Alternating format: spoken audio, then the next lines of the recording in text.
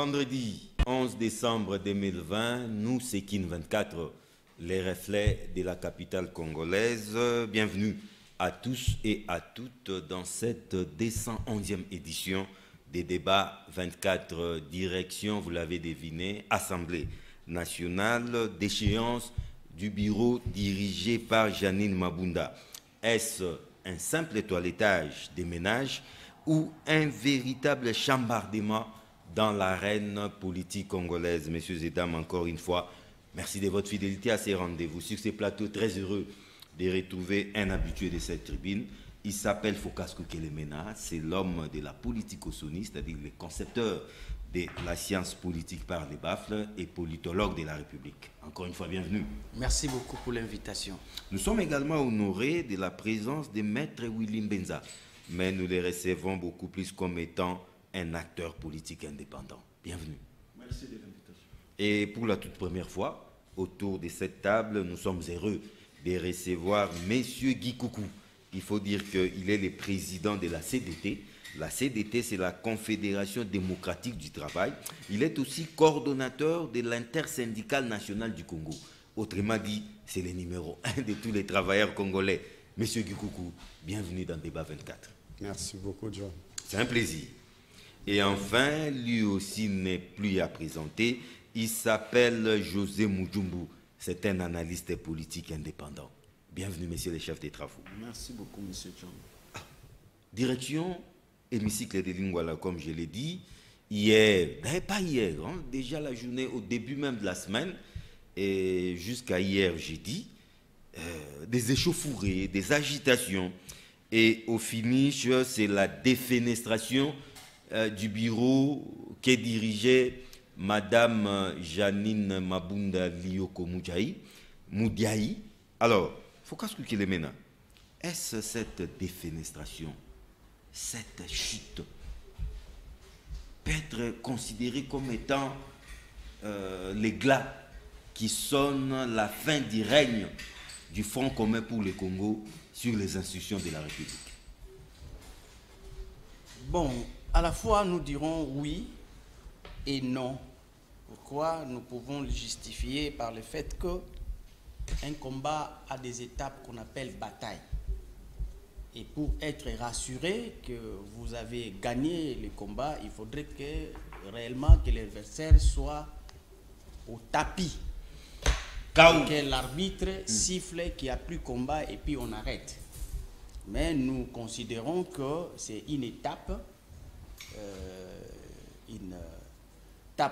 que... On peut considérer ça comme un combat de boxe. Un Voilà. combat de boxe à Premier plusieurs round, rounds. C'est voilà. juste un premier round. C'est juste Et un premier les round. FCC et Mikao. Voilà. Ça, on peut l'admettre. Ça, nous pouvons l'admettre. Mm. Tout dépend de la capacité de la réplique qui viendront avec, comme structure, comme un corps qui pouvait aller se reconstituer, se faire coacher, se faire redynamiser pour revenir avec beaucoup plus d'énergie. Mais sinon, nous sentons déjà que, parce que c'est le premier round, ça a déjà donné une bonne posture à l'adversaire qui est les cache avec, dans l'ensemble avec l'union sacrée de la République. C'est une sorte de l'adrénaline. Voilà. Hein. Ils sont Voilà, en bonne effectivement, position. en bonne position. Mais il ne faudrait pas aussi qu'ils aillent au triomphalisme. Pas trop d'euphorie. Voilà, trop d'euphorie, sinon ça risque de les déconcentrer pour ne pas savoir la tactique de l'adversaire. Il faut être concentré, capitaliser cette énergie jusqu'au bout alors. Parce que Qu'est-ce que vous attendez par jusqu'au bout? jusqu'au bout, c'est-à-dire que jusqu'à avoir un bureau pro et l'union... C'est ça la véritable bataille. Voilà, hein. c'est ça la véritable... C'est pas le départ de Mabunda. Non, non, c'est pas le départ de Mabunda qui compte parce que on peut être surpris de revoir les rebondissements dans le sens où vous avez un bureau que FCC vous place une majorité et que cela devient encore un bureau pro FCC, ça sera encore très compliqué. Donc il faut garder les caps, les votes qui ont été opérés aujourd'hui, que ces députés-là soient entretenus d'une manière ou d'une autre pour que nous ne puissions pas perdre les caps, afin de pouvoir ouvrir la voie pour que l'on puisse se rassurer que l'union sacrée pourra rafler encore la même mise, voire même plus, pour l'installation du nouveau bureau. Et cela va être le détonateur de la démission d'office du Premier ministre. Dans une certaine mesure, vous considérez la déchéance du bureau de Madame Mabunda comme étant un simple toilettage des ménages? Non, ça peut être un feu de paille ou c'est quelque chose de long terme, un véritable chambardement dans l'arène politique congolaise? Oui, ça peut être un élément. Ça peut être le déclic.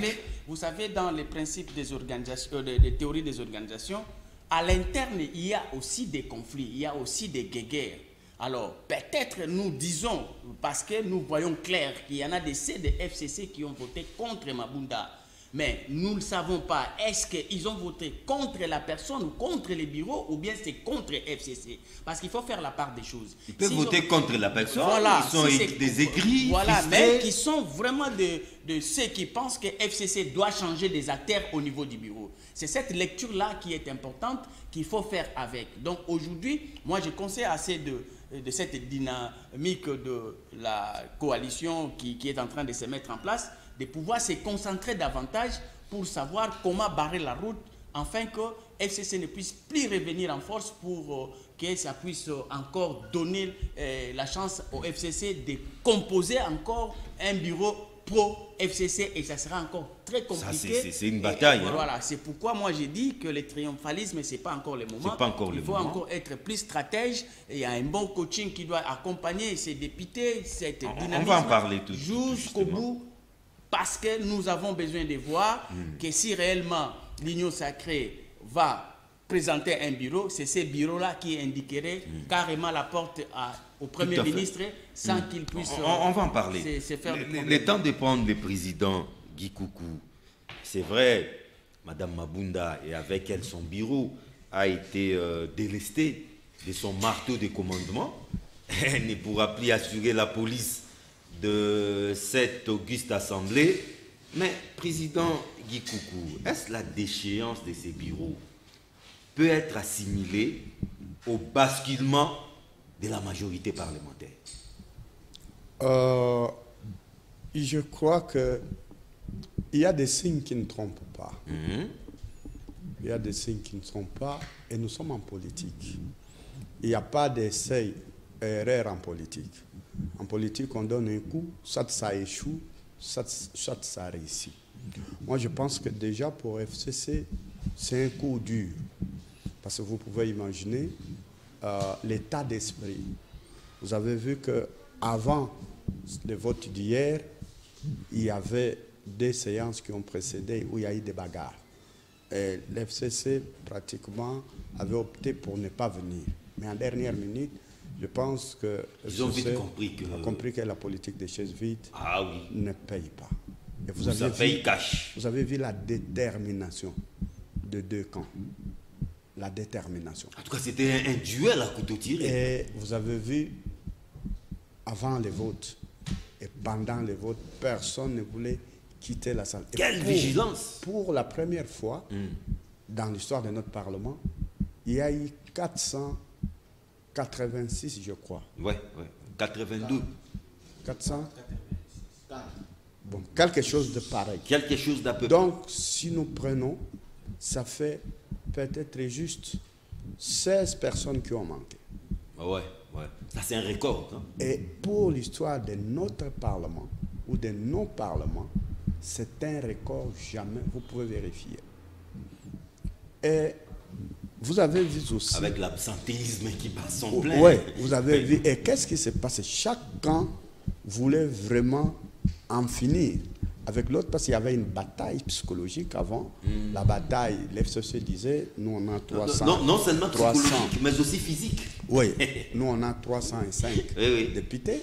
Les unionistes ou les gens de l'Union pour la Nation disaient, nous on a plus de 270 ou 280. C'était une guerre des chiffres. Hein? Oui, c'était une guerre des chiffres.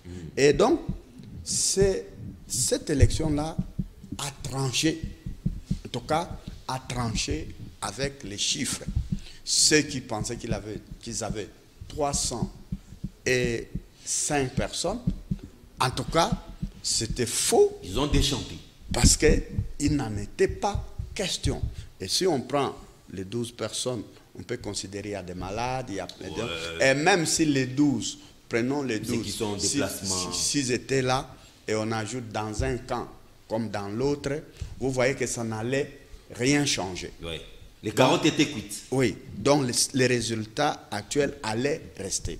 C'est ce qui m'amène à penser, je dis ça m'amène à penser que ce n'est pas un fait du hasard, c'est une détermination des parlementaires, des députés qui voulaient en découdre, donc je disais les deux camps, et qui voulaient afficher chacun leur patriotisme par rapport à la situation. Des vérités. Tout à fait, Oui. une plénière de vérité. Oui. Je ne suis pas sûr.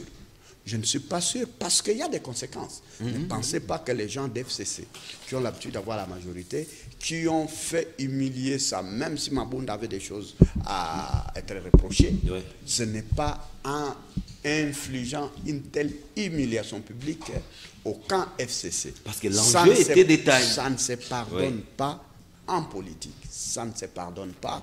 Et je pense que chacun est conséquent, chacun sait ce qu'il a fait et chacun sait aussi que depuis hier, une erreur serait fatale à chaque député. Chacun le sait, en tout cas. Et donc, je pense que dans une telle détermination, donc maintenant sur le plan psychologique, mais dans une telle détermination, je ne suis pas en train de voir quelqu'un qui a fait humilier, je prends le cas FCC, qui a fait humilier son camp comme ça, peut aller rentrer dans le même camp, commencer à rire. Non, on a fait ça pour... C'était stratégique.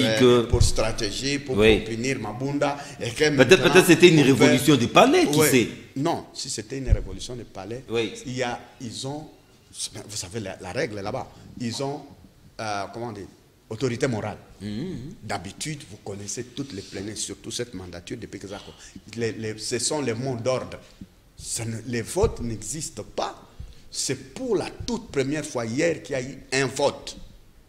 Depuis que ce Parlement, ce mandat a commencé, ce sont les mots d'ordre des camps des uns et des autres. C'était un bel exercice de la démocratie congolaise. Hier, il n'y avait pas de mots d'ordre. Chacun a pris son stylo, chacun est allé à l'urne, chacun a posé un acte.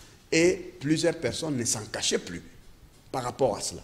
Donc, je pense que sur le plan psychologique, ce n'est pas... Il y en a même qui voulaient dévoiler les secrets de tels votes, mais on les a interdits. Ce n'est pas un acte qu'on pose pour y revenir. Je ne crois pas. Je pense que c'est parti pour l'FCC et je crois que vous avez vu d'habitude, quand il y a une telle situation qui arrive, le lendemain, il y a des déclarations.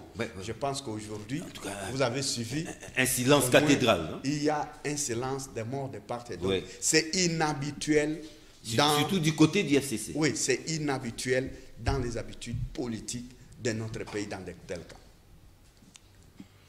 Donc, il ne faut pas minimiser ce qui s'est passé.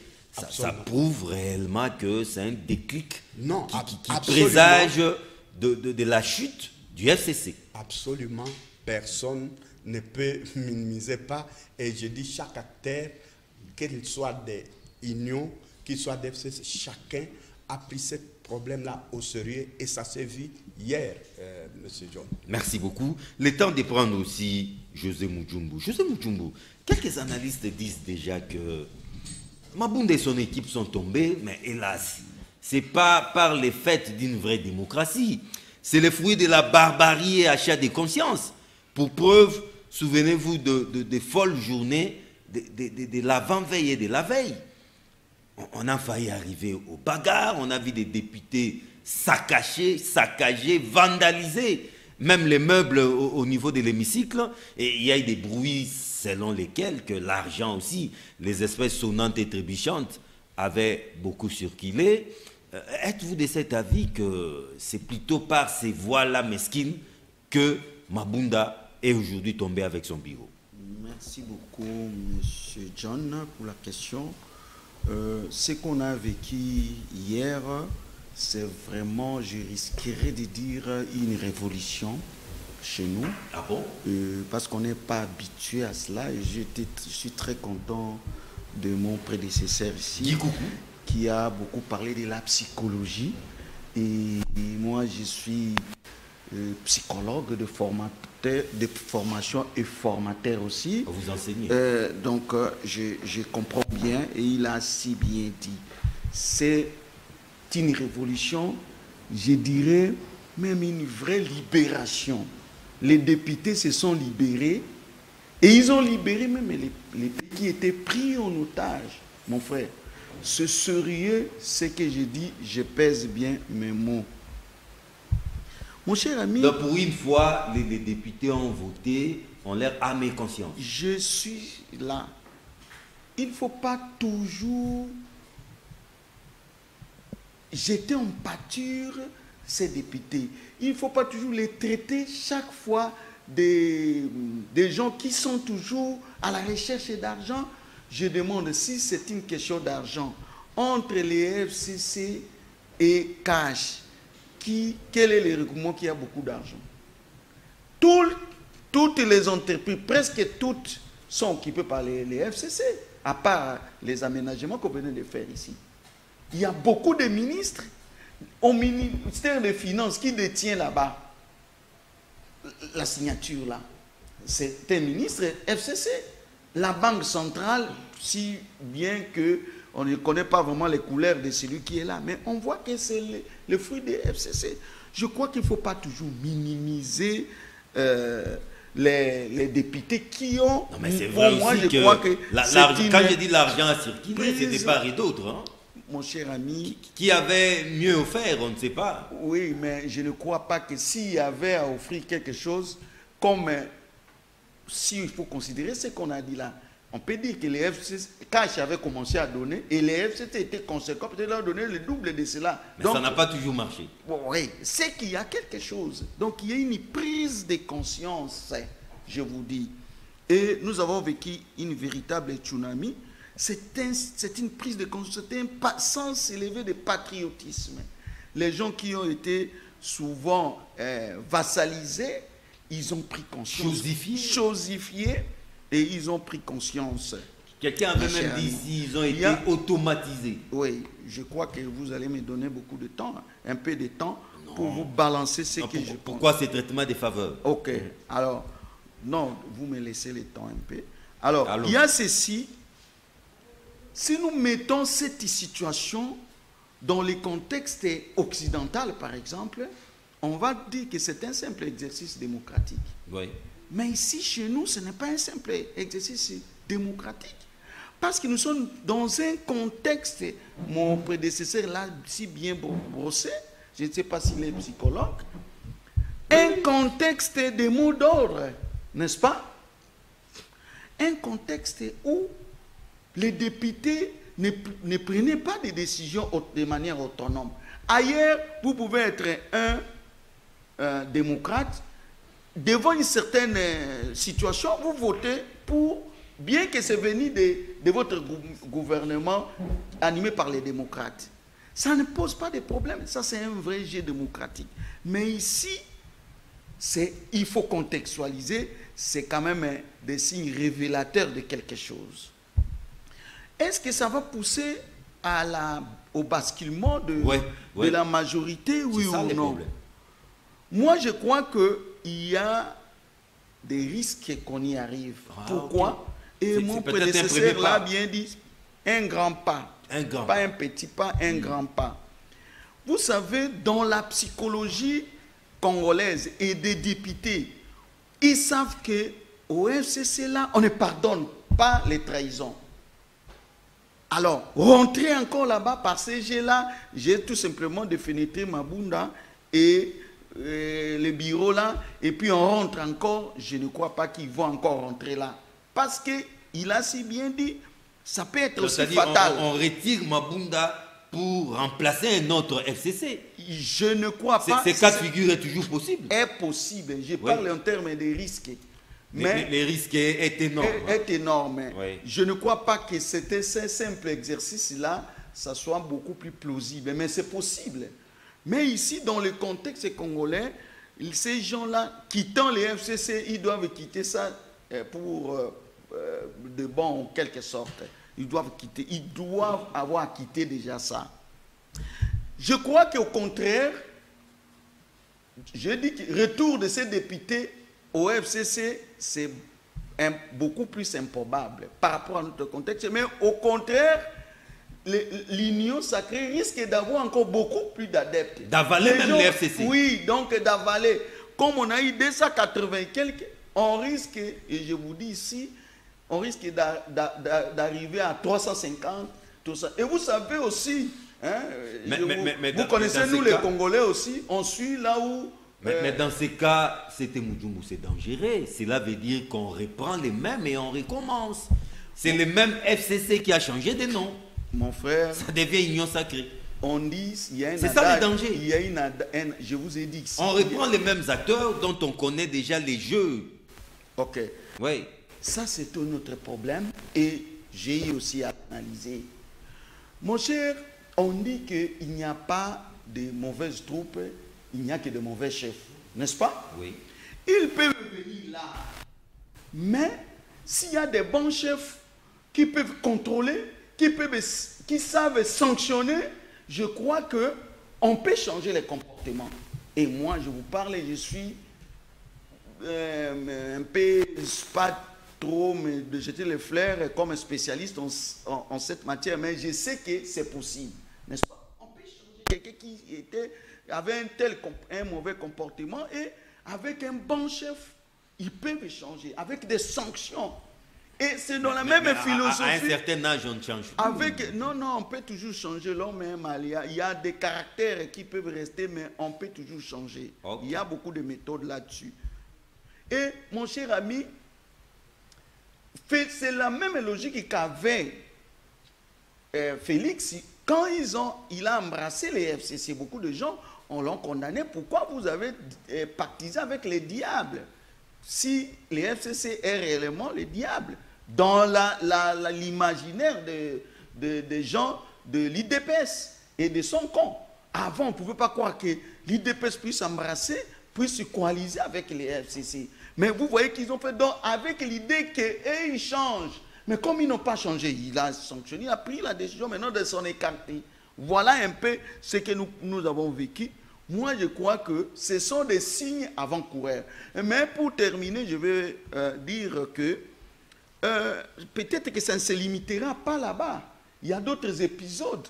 Mon frère Focas, qui a bien analysé la situation, a parlé d'une bataille qui vient d'être perdue, mais il n'a pas parlé d'autres batailles, vraiment, telles que je l'ai toujours dit. Cette tsunami risque d'aller même du côté du gouvernement. Ouais. Il faut redouter la déchéance. Non, mais j'annonce déjà. Hein. Oui. Et puis, Sénat aussi. Je vais poser ce débat tout à l'heure. Le temps de prendre aussi la réaction d'un expert en droit constitutionnel, maître avocat Willy Mbenza. Un fait qu'il faut souligner, maître Willy Mbenza, c'est cette chute libre du bureau de l'Assemblée nationale pro-Kabila intervient 4 jours après les discours du président de la République à la nation. Peut-on en déduire que Félix Tshisekedi Tshilombo est sur le point de gagner son pari d'union sacrée de la nation? Oui, lorsqu'on parle de l'État, il y a certains termes qui ne cadrent pas en principe. Il n'y a pas de chute libre, il y a simplement le fait que... Mais pour une meilleure audition, rassurez-vous, vous êtes en sécurité sanitaire, si vous pouvez ôter votre masque. Non, mais je le ferai peut-être prochainement comme j'ai déjà commencé. Je disais que dans le contexte de l'État, il y a des termes qui ne peuvent pas en principe être compris, simplement parce que vous parlez d'une affaire qui concerne tout le monde. Et cette affaire-là, c'est la gestion de la chose publique. Nous sommes dans un contexte où ceux qui avaient décidé de déplacer les personnes qui étaient qui composaient ce bureau-là ont décidé de faire le contraire. Donc, c'est tout à fait normal dans tout contexte démocratique. Moi, mon problème est que les Tshisekedi ont un devoir de redevance vis-à-vis des peuples congolais. Donc, vous voulez parler des pères et fils? Non, je parle des Tshisekedi en général. Ah, ok. Oui, oui. Ont un devoir de redevance vis-à-vis du peuple congolais, de telle sorte que on ne peut pas comprendre qu'un Tshisekedi arrive au pouvoir comme chef de l'État et que mes frères qui sont à Massina, à Selemba, au Angaba, 5 années après, ils restent dans la même situation. C'est incompréhensible.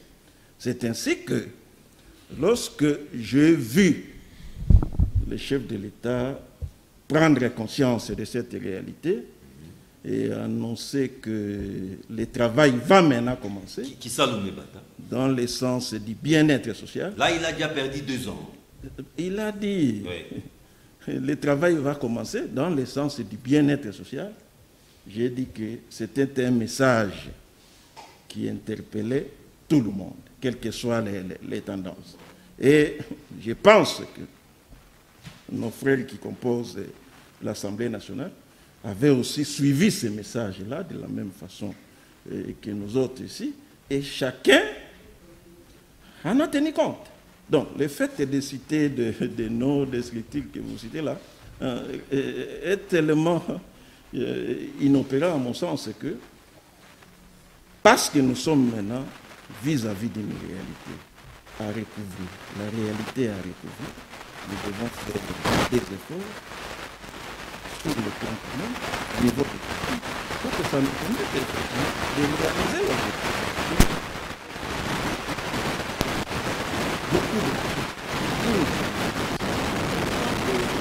On parle de l'argent. Moi, j'ai dit que c'est vrai que l'argent a de l'importance qu'il a dans toute société, mais on ne va pas en politique pour chercher l'argent.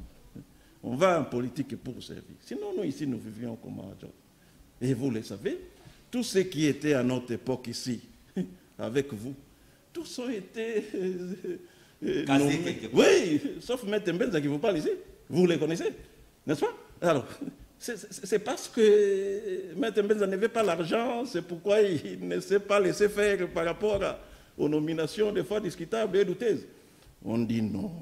Le problème, c'est les principes. Vous savez, lorsque vous êtes en politique, vous devez avoir un idéal. L'idéal, c'est quoi? Si votre idéal, c'est l'argent, effectivement, vous allez faire la prostitution, telle qu'on l'a vu hier. Comment un monsieur conscient qui se déclare appartenir à une structure politique, n'est-ce pas, peut se permettre tout d'un coup, n'est-ce pas, de se comporter tel qu'on a dit non. Mais vous n'avez pas encore rencontré ma principale préoccupation. Oui. Est-ce cette déchéance égale basculement de la majorité parlementaire? Donc, là, vous posez une question très importante. Est-ce qu'il y en avait d'abord? Oui, il y en avait. Pardon? Il y en avait. Qui avait vérifié? Estampillé FCC. Qui avait vérifié? C'est le président de la République lui-même. Non, mais c'est ça le problème. Oui.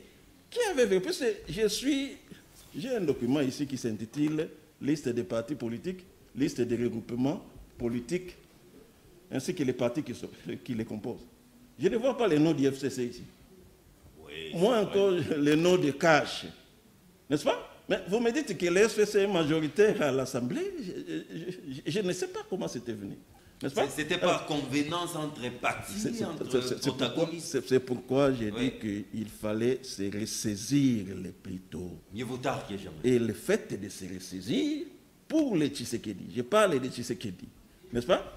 C'est vraiment pour moi une bonne lecture. Les Kabila aussi avait ce devoir-là de redevance vis-à-vis des Congolais. Parce que quand j'ai vu les Congolais pleurer pendant que Mosé était assassiné ici, je ne pouvais pas comprendre que 18 années après, les Congolais vivent contre les Kabila comme si il n'y avait pas ce lien-là. Donc, les Tshisekedi doivent persévérer dans leur logique de vouloir faire changer n'est-ce pas, des choses en faveur des populations congolaises et dans la nature de Tshisekedi. Ça ne m'étonne pas. Je vais laisser mon État, vous avez laissé l'État à tout le monde, n'est-ce pas? Non, ça ne m'étonne pas. vous relancer. Ça ne m'étonne pas. Oui. Nous sommes au mois d'avril, non antenne.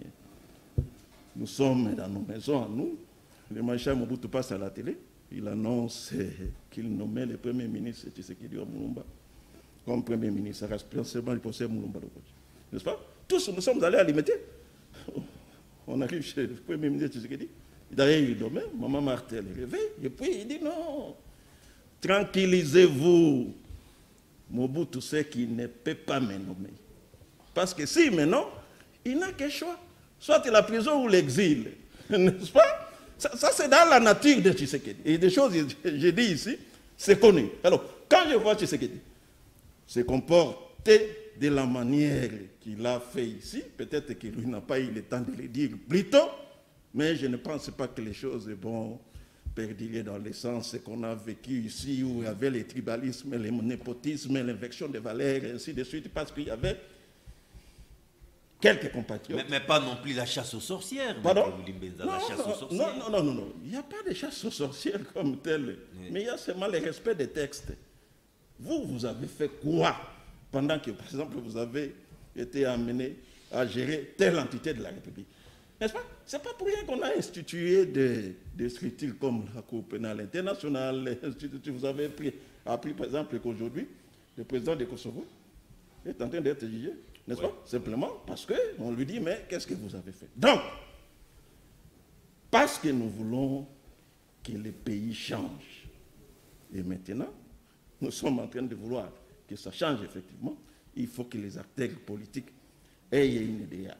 Ceux qui étaient allés, qui se disaient être de la structure que vous connaissiez, oui, en principe, si c'était par rapport à l'idéal, ils n'allaient pas se comporter comme ça. Ils allaient rester constants par rapport à l'idéal. Imperméable. Le fait de se comporter comme ça nous amène à créer des doutes sur eux. La liesse populaire qui a eu hier, ce n'était pas à leur compte, c'était plutôt au compte de la réalité politique qui voudrait assez que cette situation-là arrive. Donc, nous voudrions désormais que ceux qui aillent en politique comprennent que la politique, c'est vraiment un luxe. Et pour mériter ce luxe-là, il faut être luxueux soi-même. Nous avons dit. Merci beaucoup. Oui. Je voulais commencer avec vous, non, mais je vais terminer avec vous. Il faut que maintenant vous êtes un politologue. Hein? Ce n'est pas un débat forcément entre juristes. Le chef de l'État, dans son discours, les tout derniers, avait promis que d'ici là, il va nommer un informateur. Mais il y a déjà un débat. Il ne peut pas nommer un informateur aussi longtemps que le Premier ministre n'a pas encore démissionné. Vous êtes politologue. De quel bord allez-vous saisir cette question? Non, déjà, dire qu'il ne peut pas nommer, c'est une fausse idée. On appelle ça du sens commun, une incoction. Pourquoi? Parce que d'abord... Donc il peut. Déjà il peut. Il peut. Okay. Pourquoi? Parce que, je vais bien m'expliquer quant à ça. La première chose, le Premier ministre et l'informateur n'ont pas les mêmes prérogatives. Tout à fait. L'informateur et le formateur. Deuxièmement, l'informateur n'opère pas dans le champ du Premier ministre. Le Premier ministre est au gouvernement. L'informateur travaille auprès des partenaires électoraux. Donc, on peut cibler l'Assemblée nationale. Donc déjà, de par leur champ de service, vous trouvez que cela ne dérange à rien la présence d'un informateur dès lors qu'existe un Premier ministre en fonction. Mais il faut relativiser.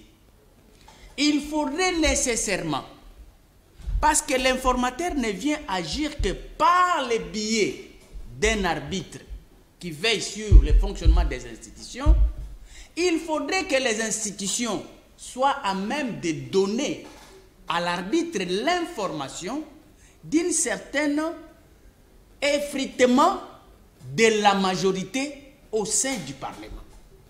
Il faut qu'il soit informé. Parce que post-électoralement, il y a un mécanisme qui informe. C'est la publication des résultats. Mais au cours du mandat, il y a des énergies, il y a des vibrations internes et externes, parce que le Parlement en soi n'évolue pas en circuit fermé.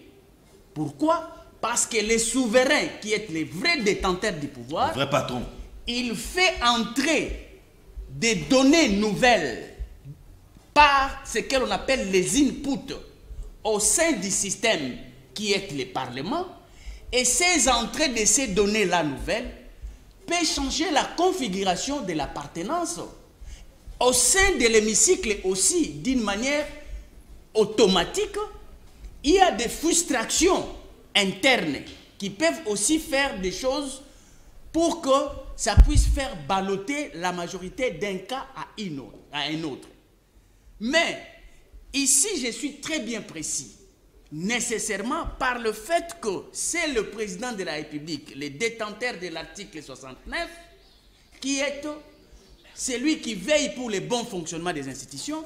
Les institutions telles que le Parlement doivent lui donner une information. Il doit y avoir en présence des agitations qui lui permettent de pouvoir constater. Parce que l'article 78, qui donne quitus au chef de l'État pour nommer l'informateur, commence par dire « ayant constaté qu'il n'existe plus une majorité dont nécessité il y a de pouvoir nommer un informateur ». Donc il faudrait qu'il y ait une constatation.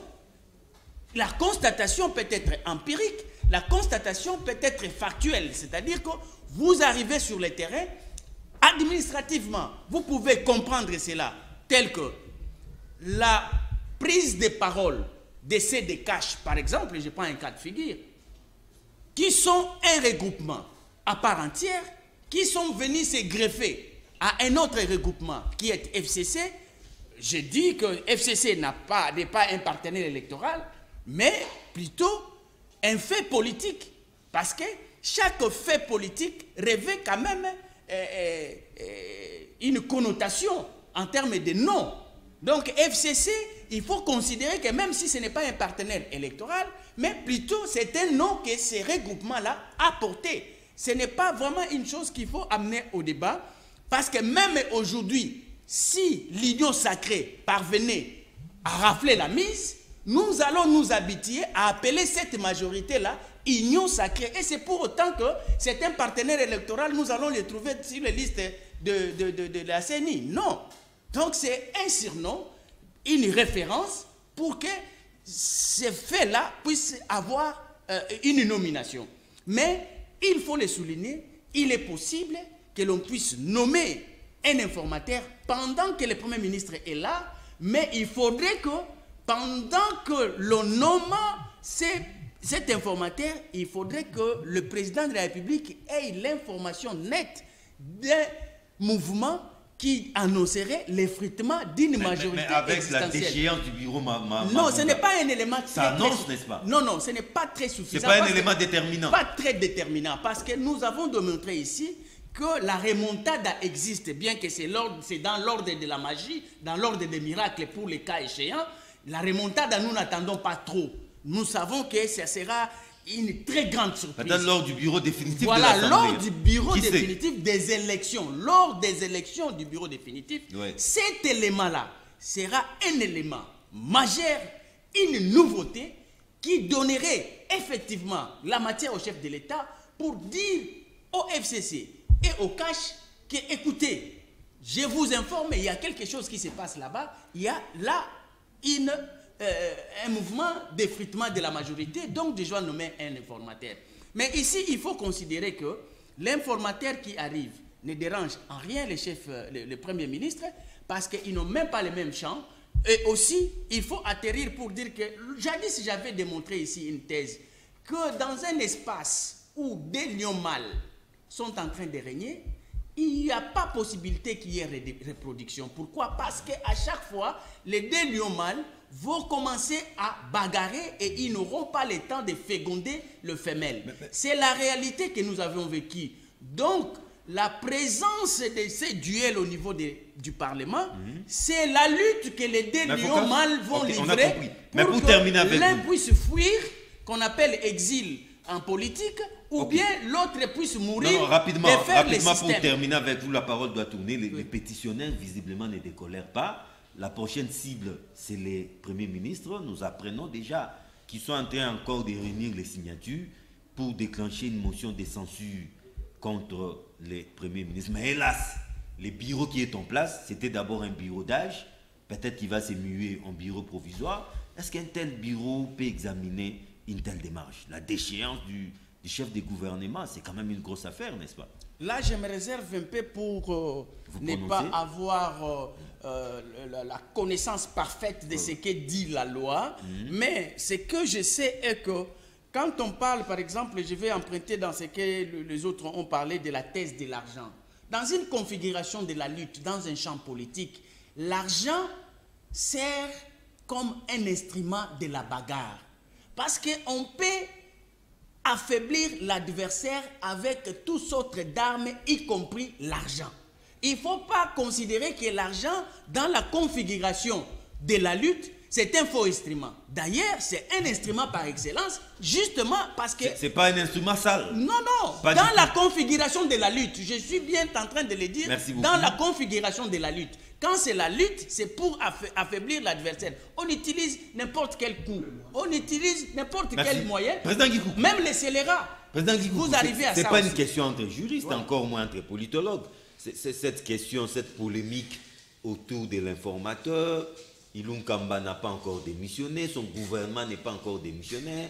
Comment mettre en place un informateur? Et comme je viens de le dire, les pétitionnaires n'ont pas encore dit leur dernier mot. La prochaine cible, c'est le Premier ministre, alors qu'on n'a même pas encore eu un bureau définitif au niveau de l'Assemblée nationale. Comment procéder? Oui, les lignes sont en train de bouger. Déjà, c'est 4 jours après le discours du chef de l'État. Les choses vont vite. Hein? Les lignes ont bougé. Et d'ailleurs, maintenant, c'est beaucoup un peu plus clair que lorsque le président de la République a prononcé son discours. Parce qu'immédiatement, il y a eu guerre de comptabilité. Rapidement. Il y a eu guerre de comptabilité. Les uns disaient, nous, on en a 305. D'autres disaient, non, on en a 360, 75. Donc, il y avait la guerre des chiffres. Deuxièmement, mais non seulement ça, mais vous avez entendu officiellement les gens qui se supposaient ou qui étaient dans FCC, ils ont démissionné, ils ont quitté là-bas. Non, pas officiellement. J'ai dit officiellement, mais vous ne lisez pas, vous êtes journaliste ou quoi? Vous ne lisez pas. Mais il y a des gens, il y a des déclarations. Je suis à la télé, dans vos chaînes. Je vois tel député dit, tel groupe de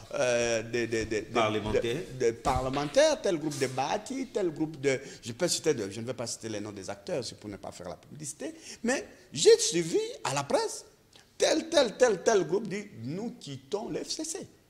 J'ai entendu ça.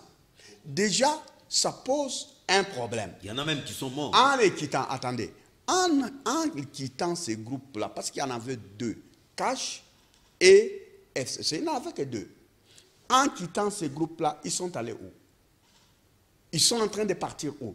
Ça doit être aussi clarifié. Deuxièmement, quelqu'un l'a dit ici. Au fait, Cash et FCC ont entraîné la nation dans une tricherie. Parce que c'était des plateformes électorales. Non, électorales, c'était en vue des élections. Oui. Et dans notre constitution, qui concourt au poste, ce sont des partis politiques. Et la constitution dit, le Premier ministre est nommé au sein du parti majoritaire. Mais pour le faire, le président de la République a obligation de nommer un informateur. Il doit être informé. Mais il est non quand? C'est ça le jeu du problème. Mais est-ce que j'ai dit qu'on a mal commencé, M. John? Ok. Quand le président de la République on est a nommé par ses péchés. Tout à fait. Parce que mais on ne peut pas empêcher un arbitre de corriger, c'est une faute. Pendant que le match se joue, on ne peut pas le lui empêcher. Mais je dis, c'était un mauvais départ, parce qu'au départ, le FCC et CAN ne se sont pas enregistrés. D'abord, ils n'ont pas de personnalités juridiques. Ce sont des faits. Ça n'existe pas. Aujourd'hui, si on va en justice, vous accusez FCC, on dira... Il n'existe pas. C'est quoi FCC? Est-ce que vous pouvez pondre quelque chose qui dit que FCC existe? Parce que c'est une personnalité morale.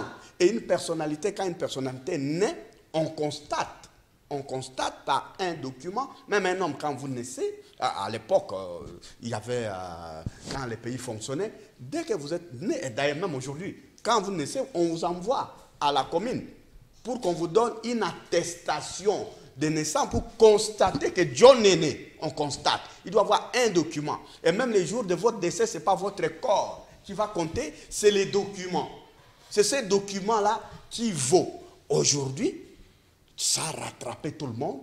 Il n'y avait pas un acte qui disait que FCC existe. Ça n'existe pas. C'est un arrangement. Et vous savez, tout a commencé très mal par un arrangement, ce qu'ils appellent un accord, qui était assis sur notre Constitution.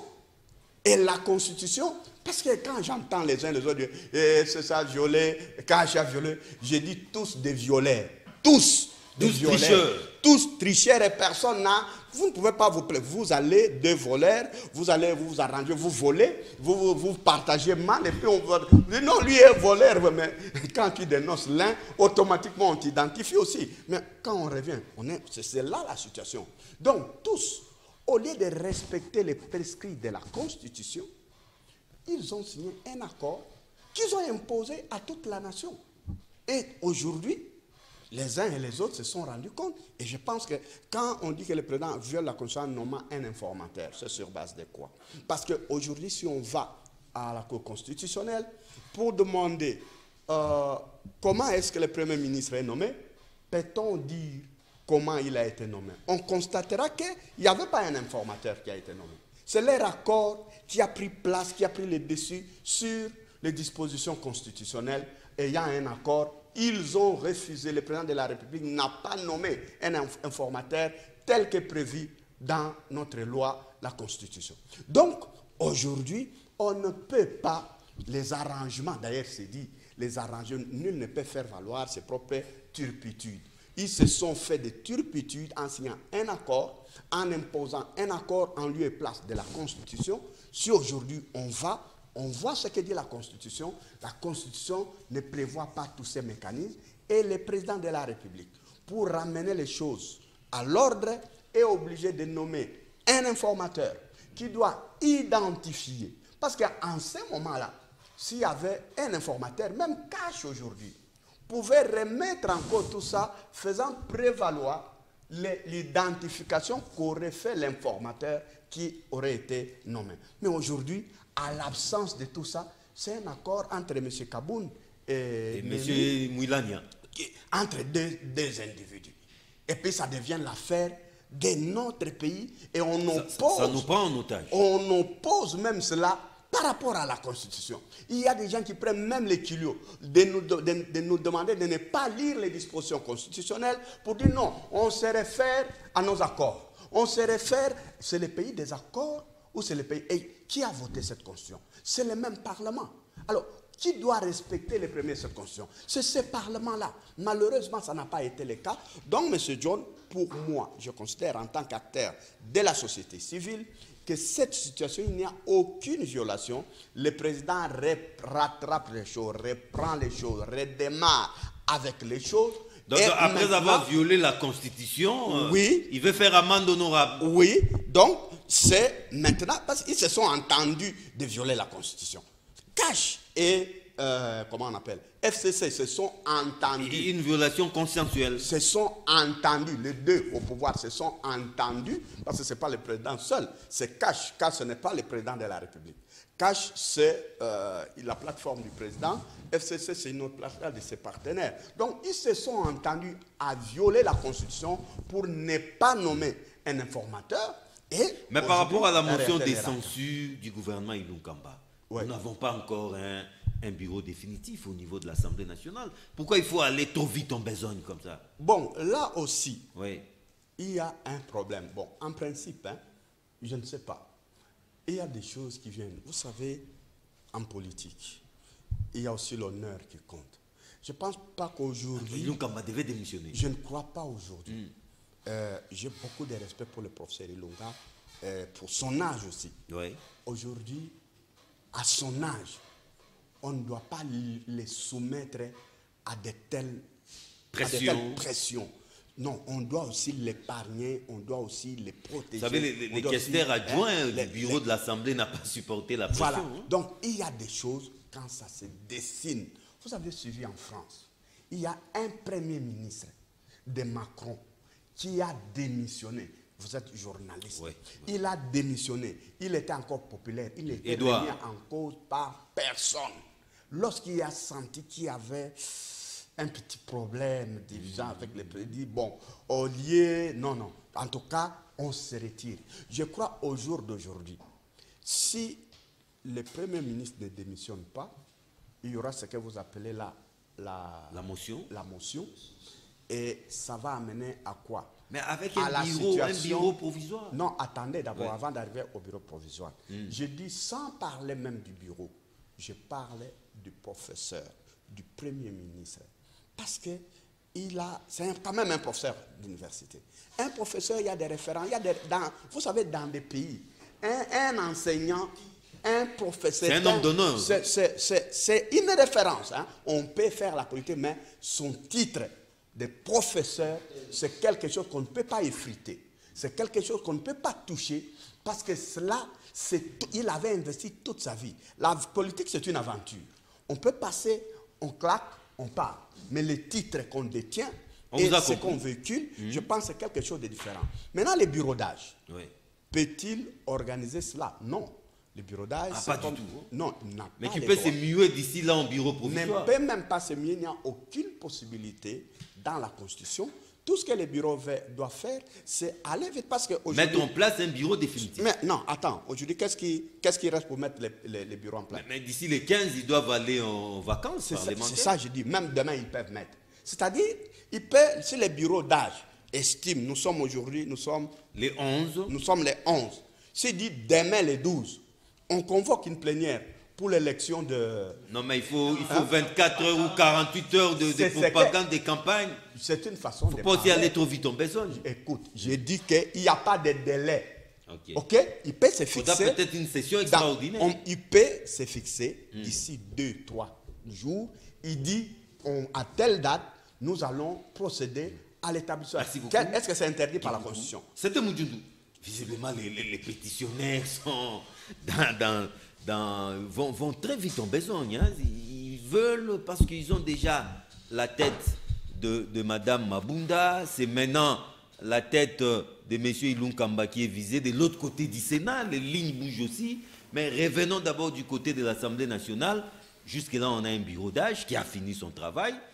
Mais ça peut vite se transformer en bureau définitif après élection, mais c'est Koukouadi-Niet. Non, pas en bureau définitif, en bureau provisoire. Mais c'est Koukouadi-Niet, ça ne peut même pas se transformer en bureau provisoire. Mais où allons-nous dans cette cacophonie qui semble élire domicile au sein de l'hémicycle de Lingouala? Oui, merci beaucoup, mais avant de répondre à votre question, je voudrais vraiment qu'il y ait la clarté sur les termes que nous utilisons ici. Oui. Sinon, ça sera de la cacophonie. On a parlé de la majorité ici dans notre constitution, on parle de la majorité parlementaire. Quand est-ce qu'il y a majorité parlementaire? Et est-ce qu'après les élections, il y a eu une majorité parlementaire quelconque? Moi, je voudrais que quand on utilise, il faut qu'on parle, quand on évoque majorité parlementaire, qu'on montre si nous sommes dans ces contextes-là, oui ou non. Ou dans un contexte de la coalition majoritaire. Deuxième situation, qu'on nous clarifie. Accord FCCK. Et ce sont les accords qui ont été signés avant la proclamation des élections ou bien au moment des... Ou après la proclamation, ça dit... Oui, en fait, il y en a deux. Il y en a deux. Un accord qui était signé avant et un autre mais après. Nous n'en avons pas. Avant la proclamation. Avant la proclamation, nous n'en avons pas. Avec des témoins étrangers. Oui, mais on ne nous a pas bonné. Et ça ne nous oppose pas. Comment c'est possible? Ce n'est pas possible. On a dénommé accord pour la paix et la stabilité. Gagné. C'était pour la paix et la stabilité. Alors, la majorité parlementaire dont on parle à l'article 78, 78 de la Constitution, c'est lorsqu'un parti politique, j'évite même le regroupement politique, qui a concouru aux élections, on constate que ce parti-là a le nombre de députés requis. Je crois 250 plus 1, je crois. Chez nous, il n'y en a pas eu. Alors, le FCC dont on parle, dites-nous, est-ce que le FCC, c'est une coalition politique ou bien une majorité parlementaire? Ce n'est pas une majorité parlementaire parce que nous venons de voir que c'est impossible. Autrement dit, le gouvernement qui a été mis en place sans qu'on passe par l'informateur, c'est un gouvernement inconstitutionnel. Et je dirais qu'un gouvernement de fait, si je peux emprunter le langage des juristes, des consorts, c'est un gouvernement de fait. Donc, je crois que, je ne sais pas, mon frère juriste va nous dire les conséquences de cela. Est-ce qu'on doit même requérir la signature de celui qui est à la tête d'un gouvernement inconstitutionnel? C'est ça le problème. On dit que le président de la République ne peut pas nommer un informateur pendant que le Premier ministre est là. N'a pas encore démissionné. N'a pas encore démissionné. Oui. Je crois que mon frère... Ou n'a pas encore Focas, été déchu par l'Assemblée nationale. Oui, mon frère Focas, il a dit. Mais je voulais ajouter seulement l'article 79 qui dit que les ordonnances, n'est-ce pas, du président de la République, je crois alinéa 3, autre que celles prévues aux articles 78, alinéa 1er. On a cité ça aussi. Ça, c'est quelle disposition? 79, 79. Ok. Allons-y. Sauf, donc, à l'exception de celles prévues aux articles 78, alinéa 1er. J'ai entendu même le professeur Banyakou parler, a évoqué ça, mais il n'a pas souligné que ici, dans l'article 78, on parle seulement de l'alinéa 1er. L'alinéa 2, on soumet ça au contre-ça du sein du Premier ministre. Alors, c'est là où le problème se pose. Alors, mon frère juriste est ici, il va nous dire, lorsque le Premier ministre est en place, il refuserait de signer l'ordonnance, parce que lui, il est en place, il peut être animé de mauvaise foi de ne pas signer. Quelle est la conséquence? Est-ce que le président ne peut pas évoquer l'article 79 parce qu'il est le garant du bon fonctionnement, plus si cet article-là est signé? Il va nous le dire. Mais je voulais aussi répondre à mon frère ici en disant qu'il a dit les tshisekidistes. Et il prend, si nous prenons Tshisekedi le père, on met maintenant le Tshisekedi le fils, mais l'esprit tshisekidiste.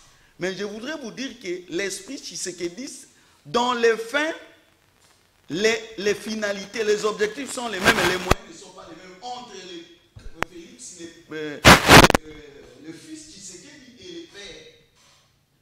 Le papa était un langage, c'est comme Kaboun là. Je ne sais pas si je peux dire brutal, mais sec, n'est-ce pas? Mais Félix, c'est un diplomate. Si vous voyez bien, lui, comment un monsieur, je ne peux pas dire risé, mais comment il peut, comment la diplomatie, les tactes politiques, il peut vous bouffer pendant que vous dormez, n'est-ce pas? Et il peut sourire pendant que, si vous êtes mauvais, il peut vous sourire, mais vous ramener de l'autre côté. Tandis que Tshisekedi était très strict, brutal dans les langages. Mais l'autre, c'est un diplomate et tout ça. Mais pour atteindre les mêmes moyens, raison pour laquelle il a cohabité, il a accepté de cohabiter avec Kabila et jusque petit à petit à renverser le vapeur. Mais Tshisekedi, le père, ne pouvait pas sentir quelqu'un qui n'est pas de son corps dès le départ. Il ne peut pas cohabiter avec lui. Alors, c'est ce qu'il faut souligner. Je voulais dire que la majorité parlementaire ou d'un parti politique qui a gagné les élections, cette majorité-là est rigide.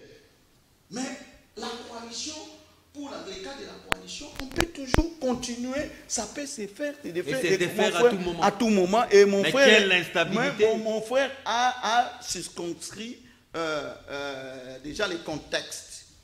C'est dans les mêmes lignes que je veux apporter quelques éclaircissements. Quand le président a dit qu'il y a effectivement de la majorité, ça peut être qu'il avait d'autres informations informelles, mais il ne pouvait pas porter ça à la place publique. Ici, il s'est basé sur la coalition FCC-Cash qui est tombée, raison pour laquelle il y a effectivement, parce que cette majorité était, cette coalition, je n'aime même pas qu'on parle de la majorité seulement, cette coalition est tombée, raison pour laquelle il faut nommer un informateur, n'est-ce pas, pour identifier d'autres majorités. C'est comme ce que Kabounda a dit, les gens ont utilisé ça ont pris ça de mauvaises manières. Il a dit ni coalition, ni cohabitation. Mais il a dit par rapport au FCC, il a dit qu'il n'y aura ni coalition, ni cohabitation par rapport au FCC. Mais on peut avoir une autre coalisée. Alors, donc il faut clarifier les choses. Donc, les FCC, ce n'est pas une majorité, c'est une coalition qui peut se faire, politique, qui peut se faire. Mais j'aimerais, excusez-moi pour chuter un peu, tout cela, et j'étais très content d'entendre mon frère ici parler de deux taureaux dans une ferme. Qui se battaient, oui. Qui se battaient. C'est l'objet de mes propositions. J'ai écrit au chef de l'État depuis le 30 juillet et je l'ai parlé ici. Sur les conflits, notre constitution est conflictuogène, mon frère. Et je vous ai même envoyé en ligne, mais vous avez seulement acquis réception, mais il n'y a pas de feedback pour me dire que vraiment, je suis l'homme le plus malheureux. Que je préviens quelque chose qui va venir. Espérons que cette fois-ci vous ça arrive. Voilà, les lettres sont là. Oui, le temps de prendre Maître Willy Benza. Le président de la République ne peut pas nommer un informateur parce que c'est lui qui est en place. N'a pas encore démissionné, il n'est pas démissionnaire. D'un autre côté, on veut déjà s'attaquer au Premier ministre en place, alors qu'on n'a pas un bureau définitif au niveau de l'Assemblée nationale. Comment l'expliquer? Félix Tshisekedi Tshilombo, aux États-Unis d'Amérique, ici. Je suis venu solliciter le soutien des Américains pour mettre fin à la dictature de Kabila. Vous étiez là, monsieur, mon frère, mon Zembo, n'est-ce pas? Ça, c'est la nature. Mais de retour au pays, il n'avait rien fait. C'est ce que j'ai dit. Il s'est rébiffé. Ça, c'est la nature de Tshisekedi. Alors, j'apprends ici que quelqu'un se vante de faire circuler l'argent. Il dit l'argent doit circuler. Je dis non, c'est contraire à l'esprit de la vision du chef de l'État. Puisque le chef de l'État interdit la corruption. Hein? Alors, j'attends quelqu'un dire ici, non, on doit faire circuler l'argent.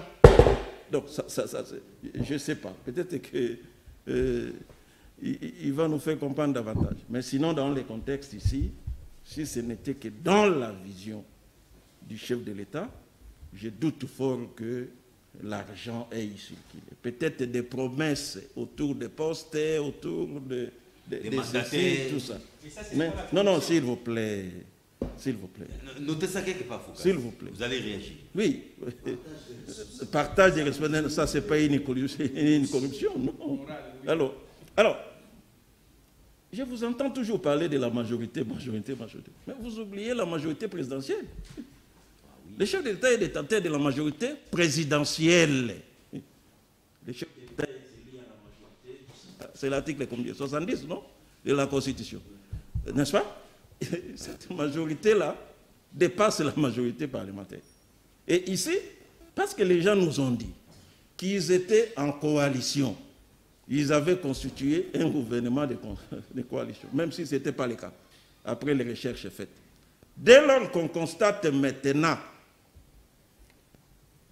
de par le fait de ce qui s'est passé hier, ça veut dire que cette coalition-là, qui se prétendait être majoritaire, devient d'office minoritaire. Ils se disaient, ils sont majoritaires parce qu'on pouvait voir les membres du bureau tels qu'ils étaient là, avant. Mais aujourd'hui, il n'y a plus aucun. Les 7 membres du bureau qui étaient élus à la suite d'une installation par rapport à la soi-disant coalition majoritaire, il n'y en a plus. Ça veut dire que cette coalition a tombé. Et, en principe, actuellement, la main sur laquelle je dis que le chef de l'État peut nommer un informateur pour pouvoir identifier. Non, les contreseins n'est pas concerné. Non, nous sommes à l'article 78. Oui. L'informateur est nommé par le chef de l'État seul. Là, on ne parle pas du contreseing. Il n'y a pas de contreseing. Je vais vous lire l'article. Non, s'il vous plaît. Le président de la République nomme le Premier ministre au sein de la majorité parlementaire après consultation de celle-ci. Il met fin à ses fonctions sur présentation par celui-ci de la démission du gouvernement. N'est-ce pas? Oui. C'est-à-dire, le Premier ministre est nommé à la suite de ce que la Constitution dit. L'alinéa D. Si une telle majorité n'existe pas, c'est-à-dire le Premier ministre n'est pas encore nommé, il va compter signer comment? N'est-ce pas? Si une telle majorité n'existe pas, on nomme un informateur. L'informateur qui est nommé, c'est avant que le Premier ministre ne soit nommé pour qu'il commence à contresigner. Mais il y a un Premier ministre qui est déjà en place. Non, le Premier ministre est là. Oui. Si la majorité est requise. Là, on nomme plus d'informateurs. Mais s'il n'y a pas cette majorité-là, c'est alors qu'on nomme un informateur. Oui. Et quand on nomme un informateur... L'article 79 vous dit qu'il faut les contreseins. C'est l'article 279. Qui dit quoi? Il faut les... Pour le cas des contreseins. Non. Il peut nommer, mais avec... Pour l'informateur... Non. Pour clore au débat, c'était Moudjoudou, Maître Willy. Est-ce qu'en 2011, en nommant... Un instant, c'était Moudjoudou. En 2011, en nommant l'informateur... Mwando Simba. Y avait-il les contreseins d'Adolphe Muzito? Mais on a violé. On viole la Constitution qui est violée plusieurs fois. Le problème est résolu. Lisons l'article 79. Non, s'il vous plaît. Vous ne pouvez pas lire l'article 179 avant l'article 78. Et ça vient avant. Vous ne pouvez pas lire l'article 79 avant l'article 78. Non, on vous comprend. N'est-ce pas? C'est-à-dire, l'article 79... S'il vous plaît. C'est Maître qui a la parole. L'article 79 arrive lorsque le Premier ministre est déjà connu, soit à la suite d'une identification d'une majorité parlementaire, soit à la suite du travail fait par l'informateur. N'est-ce pas? C'est alors qu'on dit non, il y a le chef de l'État qui est là, et il y a un Premier ministre qui est déjà nommé. Mais dans le contexte ici, lorsque le Premier ministre n'est pas nommé, parce qu'il n'y a pas cette majorité parlementaire-là, soit par rapport à un parti qui a gagné les élections, ou soit par rapport à une coalition, on passe par l'informateur. La mission de l'informateur, c'est effectivement de voir, comme on disait ici, on dit non, dans le journal officiel ici, il n'y a pas de FCC. Les partis et les regroupements politiques qui sont... Non, s'il vous plaît, qui sont autorisés à fonctionner, il n'y a pas les FCC, n'est-ce pas? Et si les FCC voulaient effectivement se formaliser, ils devaient suivre. Alors, il y a effectivement des regroupements politiques qui pensent faire partie du FPC, qui pensent, notamment des regroupements que vous connaissez, n'est-ce pas? Donc, mais parce que ici, le chef de l'État, qui s'est dit aussi être en coalition pour qu'on sorte le gouvernement qui a été en place ici, vérifie auprès de l'Assemblée nationale pour voir est-ce qu'effectivement... D'où un informateur. Non. Est-ce que nous sommes majoritaires, effectivement? La réponse est là. On lui a dit non. Donc, avec ce qui s'est passé, le chef de l'État peut nommer un informateur. Mais oui, avec ce qui s'est passé, oui. Mais quand il avait fait son discours, il y avait 4 jours. Non, ça, ce n'était qu'une intention. Il a dit qu'il a décidé... Dans les conditions n'étaient pas réunies. Non. Il a dit qu'il décidait de nommer un informateur. Mais il n'avait pas encore fait. Il attendait la suite des événements. Dieu merci. Et la suite des événements a donné qu'aujourd'hui, il peut. La majorité qui se réclamait comme étant majoritaire parlementaire. Alors, motion de censure, alors qu'il n'y a pas un bureau. C'est inutile.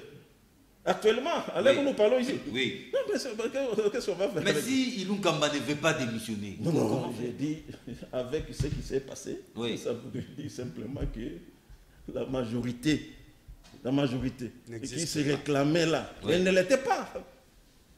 Elle n'était pas. Mais vous les faire tomber avec quel bureau? Non, j'ai dit, oui. Les bureaux là oui. étaient la conséquence de cette majorité là.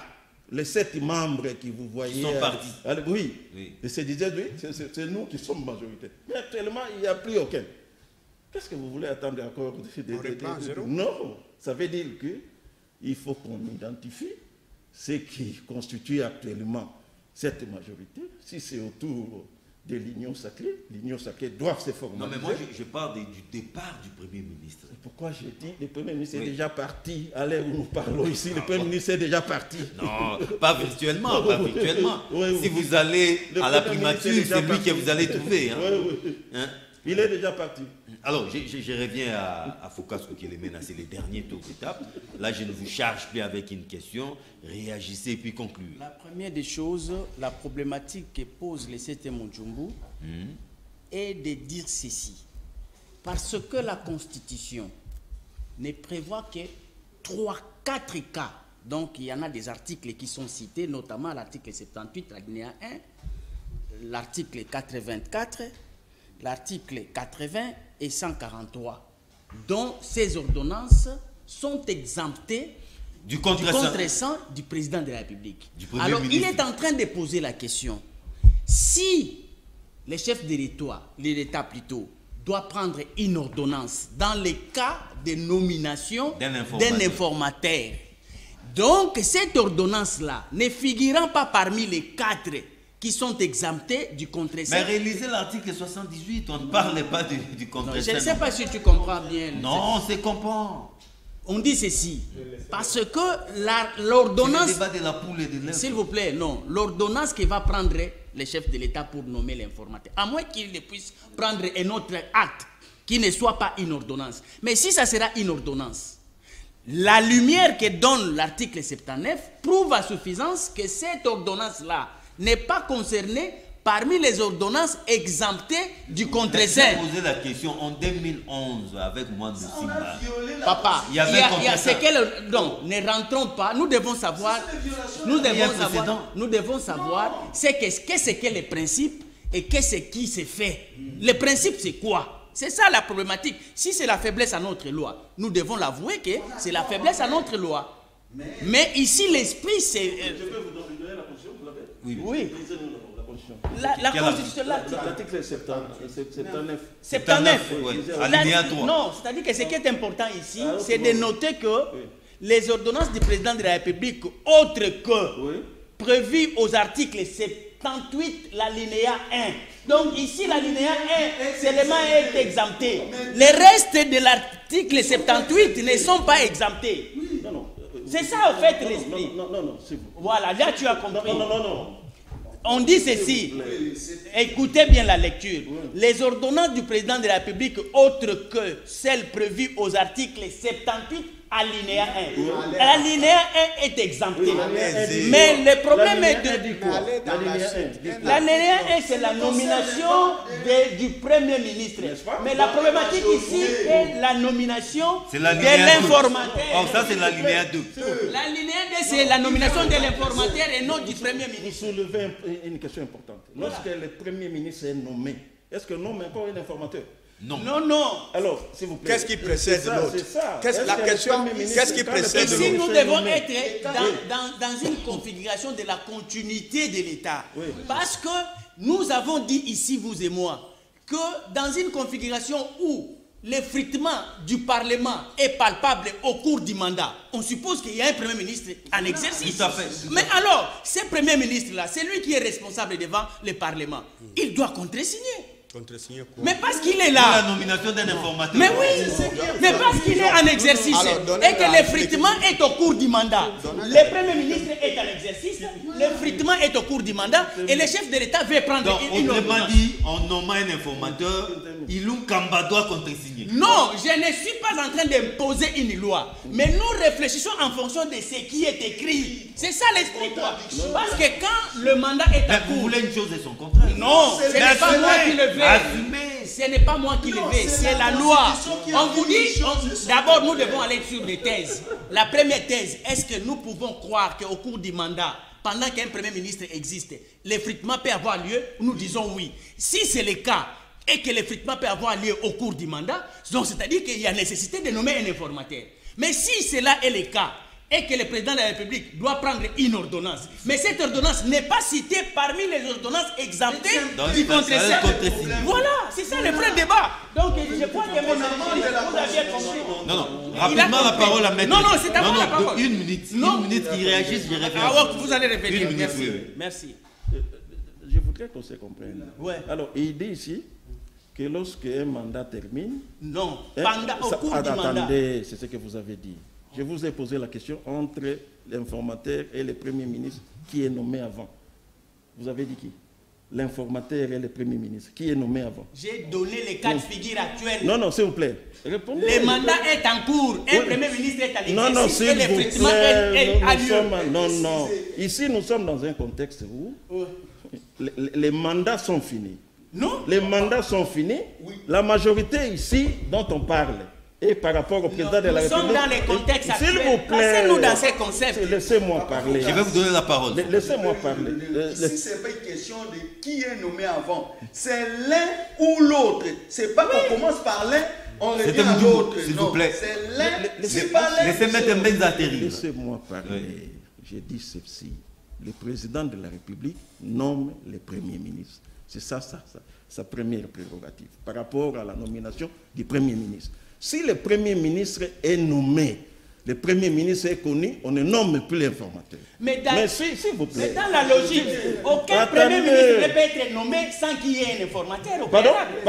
Aucun Premier ministre ne peut être nommé. Mais il faut identifier la majorité par exemple. Mais si elle existe, si elle existe, l'informateur Si elle existe, c'est le formateur. Non, on n'a pas besoin d'un informateur. Le formateur. Ouais, formateur. Oui, c'est le formateur. Au cas où la majorité est identifiée, mais soyons maintenant dans les débats actuels. Nous parlons informateur. Attendez que je termine, s'il vous plaît. Pas de cacophonie. Laissez-moi terminer. Si le Premier ministre est nommé, c'est-à-dire la majorité parlementaire est acquise, voilà. N'est-ce pas? Et là, le Premier ministre commence ses prérogatives, notamment celle des contre-saints. Ça va? Oui. Mais si le Premier ministre n'est pas encore nommé et qu'on nomme un informateur... Pourquoi il n'est pas encore nommé? Parce qu'il n'y a aucune majorité. Il n'y a aucune majorité. Oui. Voilà. Alors, le Premier ministre va contester comment? Pour qu'on nomme un informateur. Continuité de l'État. Il y a un Premier ministre quelque part. C'est comme s'il veut dire le chef de l'État qui était avant, parce qu'il y a la continuité de l'État, peut faire la même chose. Non, les prérogatives. Attendez. Les prérogatives du Premier ministre qui est déjà tombé. Sortant. Qui est déjà tombé à la suite d'une nouvelle majorité, il ne peut plus contester. Mais il peut assumer les affaires. Pas dans les nominations, pas dans le contre-saint. Vous dites, je vous arrache d'abord la parole. Non, je reviendrai à vous. Non, les débats, je reviens à vous. Il ne faut pas monopoliser les débats. Je reviens à vous. On doit aussi distribuer la parole aux autres. Je reviens à vous. Alors, moi, je pose la question. Dans ces cas, même alors, parce que ce n'est pas une république qui naît. Voilà. C'est une république qui existe. Qui continue. Mais laissez-moi terminer, mes chers amis. Tous les présidents, donc depuis l'époque de Mobutu jusqu'à aujourd'hui, l'État existe. Les premiers ministres sont toujours en place. Oui. Dites-nous, lorsque le président Kabila a nommé Mwando Nsimba, y avait-il un premier ministre? Oui ou non? Adolphe Muzitu. Lorsqu'il s'agit de la question d'identifier une majorité, là, ça signifie que c'est le président qui prend l'information pour nommer, en vue de trouver comment nommer un premier ministre. C'est ça le but. Le but, c'est pour savoir qui est majoritaire, où est-ce que je dois chercher. Est-ce que cette ordonnance est contre-signée? Je vais y arriver, c'est ça. Je voudrais justement arriver à ça. L'informateur, c'est pour identifier la majorité. Et quand on a la majorité, c'est là qu'on doit puiser le Premier ministre pour les nommer. Oui. Nous sommes d'accord? Oui. Maintenant, lorsque l'élection a lieu, on fait les élections. Dans les cas d'espèce, on a fait les élections. Monsieur Félix est élu. Il est là. Il y avait un Premier ministre Tchibala. Il y a un Premier ministre Tchibala. Oui. Il est là, qui est en place. Et même avant la nomination Non, attends. Si j'avais nommé un informateur à l'époque, Tchibala allait-il signer cette ordonnance? Non, il ne peut pas signer.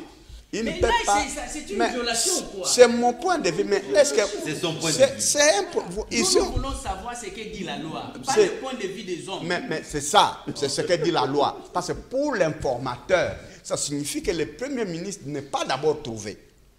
C'est ça, vous vous contredisez vous-même. Lorsqu'on nomme un informateur, on n'a pas encore trouvé où prendre un Premier ministre. Mais qui assure les affaires courantes. L'État vient de naître. Mais vous êtes dans la configuration d'où l'État vient de naître. Mais c'est ce que j'étais en train de vous dire. Mais le Congo ne vient pas de naître. Non, mais justement, lorsque un ministre, un Premier ministre, le président de la République, il vient d'être élu.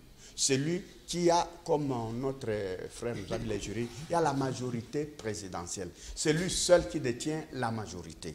Parce qu'il est élu au suffrage universel. Direct. Maintenant, il doit rechercher la majorité parlementaire. Ça, on sait. C'est pas ça notre débat. Tolérance. Laissez... Non, je voulais citer. Je pense qu'aujourd'hui, là, vous voulez faire une confusion inutile. Lorsqu'on veut nommer... Parce que, non, il y a les précédents, nous sommes dans un pays. Foucasse, bon, je vous remets vos 2 minutes déterminées. Savez-vous pourquoi Moi, je voulais savoir, parce que Maître Willy, c'est un juriste, un constitutionnaliste, je voulais savoir pourquoi l'on a exempté que l'alinéa 1 de l'article 78 et le reste, on met ça... Le reste n'est pas exempté. Voilà, pourquoi cette précision des tailles? Non. Je ne vous demande pas forcément de me répondre ici. Notez ça. Je ne vous demande pas de me répondre ici. C'est une question d'étude aussi, il faut faire des recherches. Je ne vous accuse pas. Mais moi, je fais des recherches. J'ai compris qu'il y a une lacune de la part de notre loi. Une contradiction peut-être? Oui, effectivement. À moins que... Non, je n'ai pas fini. À moins que les chefs de l'État puissent prendre un autre acte qui n'est pas une ordonnance. J'évolue. Mais ici, j'ai parlé, quand je parle de l'argent comme instrument, dans la mesure où vous êtes dans une configuration de la lutte, il ne faut pas faire l'amalgame entre l'intégration, une période d'intégration de la gestion correcte de la chose publique et une période de lutte. En politologie, la lutte, quand elle est là, il faut affaiblir l'adversaire. Et on vous conseille, même si vous rencontrez Machiavel, il va vous dire tous les moyens sont permis. Et l'argent aussi y compris.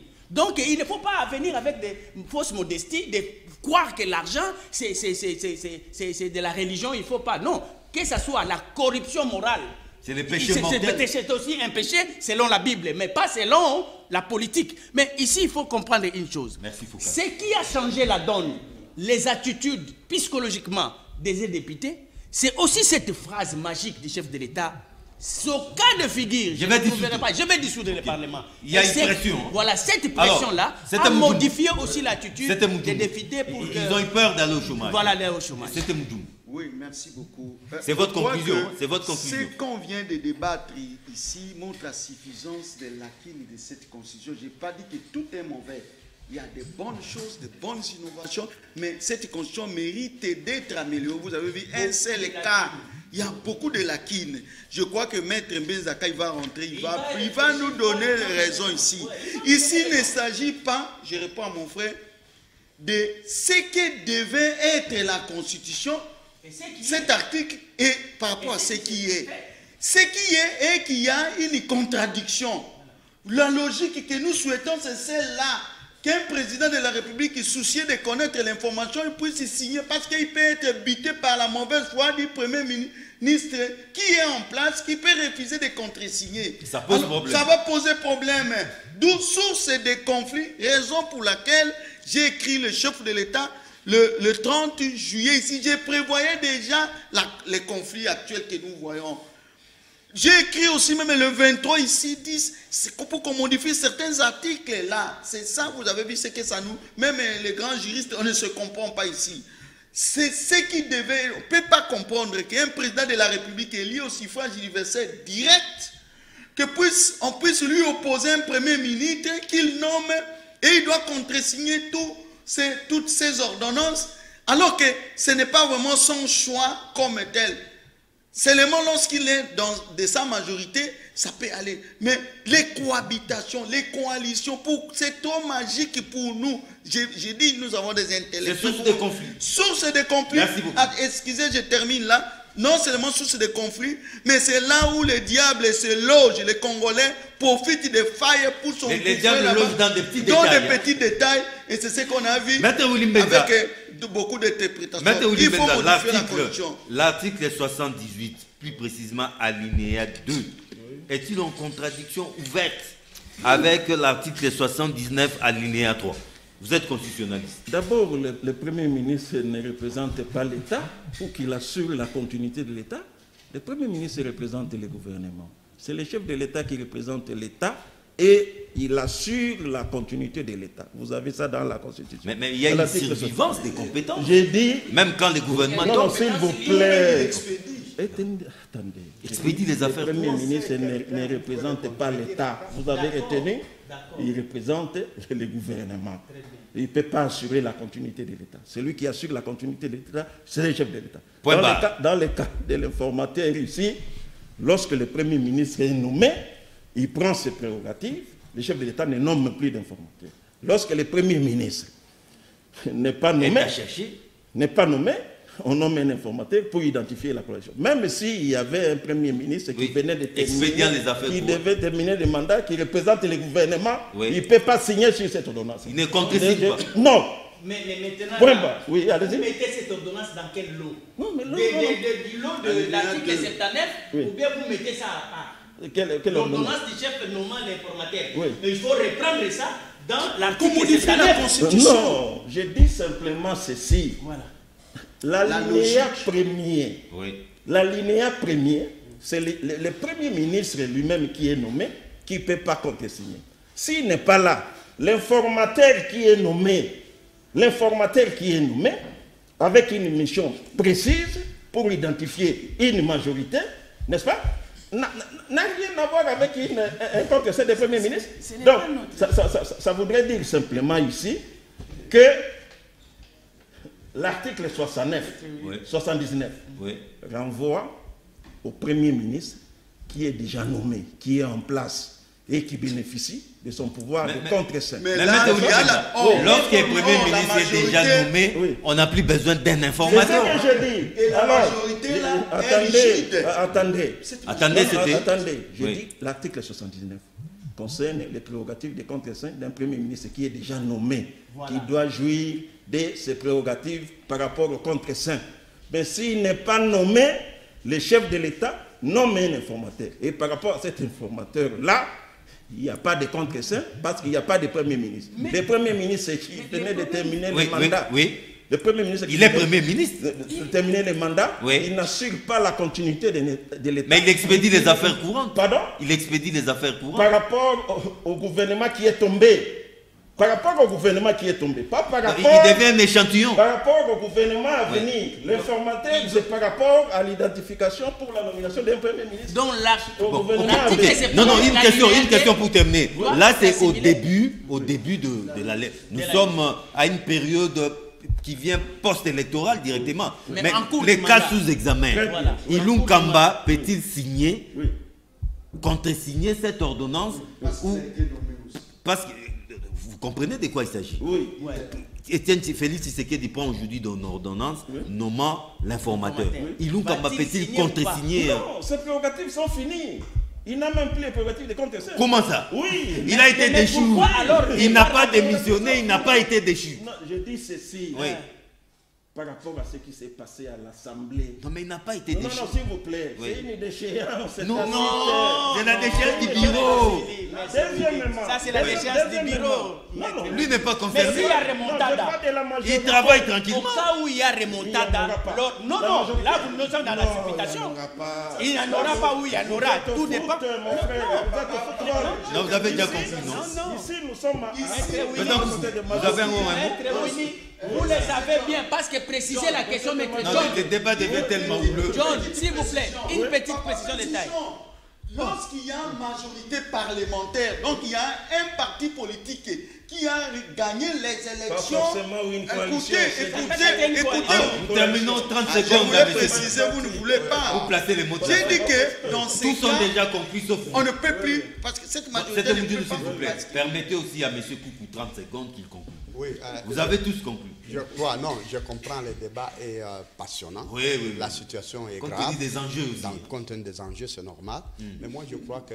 Cette émission inspire les politiques oui, aussi. nous avons besoin... Mais nous sommes là pour ça. Lumumba nous a manqué, Kassabou nous a manqué. Et c'est pourquoi aujourd'hui, les Félix sont terrés d'avoir des politologues et ils peuvent s'en servir. S'il vous plaît. Voilà. Je pense que nous avons besoin de la sérénité.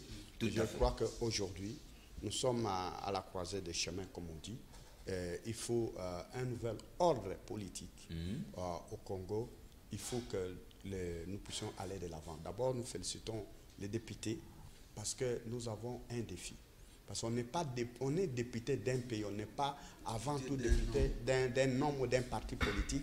Parce que les partis politiques, on y adhère et on peut quitter et aller à un autre parti.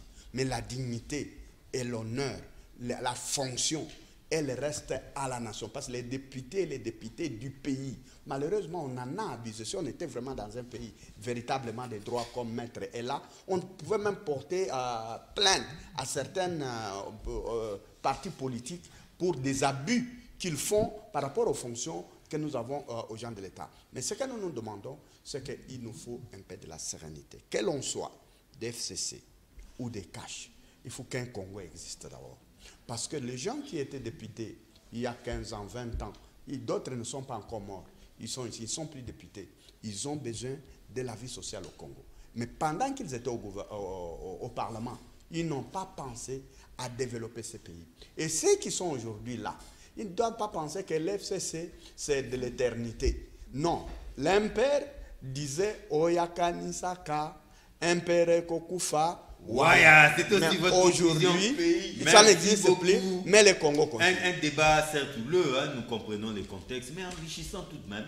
Les Congolais, les étudiants ont pu prendre note. Merci beaucoup au président Guy Coucou.